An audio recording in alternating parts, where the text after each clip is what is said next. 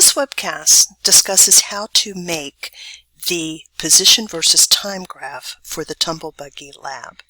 Notice that this title page says Team 1. There is a separate file with customized instructions for all 4 teams. Okay, so please be very clear on which team you are part of before you go and open the file that will help you make this graph. And just as a reminder, here I'm showing all 4 teams and the names of everyone on those teams. Okay, so anyway, you should get a piece of graph paper from the folder on the student desk next to Ms. Bond's desk. Please make sure that you are using a pencil to make this graph. That way, if you make mistakes, they're erasable. Okay, so turn the paper so that you are viewing it in landscape mode. That means that the wider edge is going to be along the bottom of the piece of paper. Okay, this is the wider edge. We're going to put the time axis there, and we're going to put position along the vertical axis, and then we'll put a title at the top of the graph. So please use your Buggy number.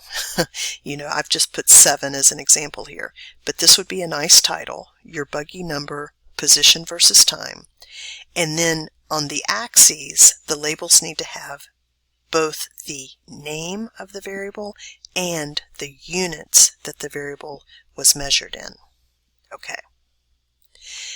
Now, for the time scale, okay, and this particular slide only applies to teams 1 and 3, okay, because both of those teams had fast-moving buggies and their total time was, the highest average time was under 10 seconds.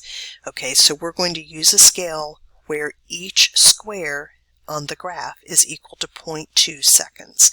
And so you'll start at 0 on the far left side, and then count over 5 squares and label that as 1 second. Then you'll count over 5 more squares and label that as 2. You keep counting over 5 squares at a time, and by the time you reach the far edge, that will be 10 seconds worth of time. On the position scale, this is on the vertical axis. Now this information only applies to Team 1. Please look at your customized file if you are a different team.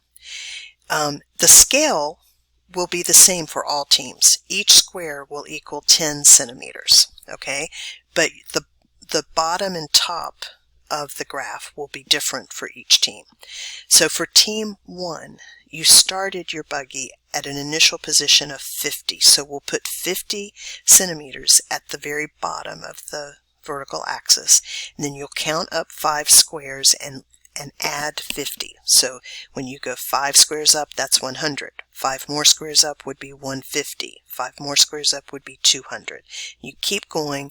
At the very top of the graph, that should be 420 centimeters.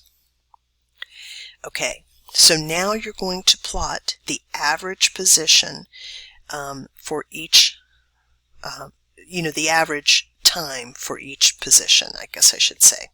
Okay, so be sure to put a dot at your initial position. For Team 1, that would be at 50 centimeters, okay? So in each point that you plot, you draw a circle around it. That's called a point protector. The reason we're doing that is because pencil can sometimes be very light and hard to see. And we don't want to miss these points. So after you put the point down, draw a little circle around it.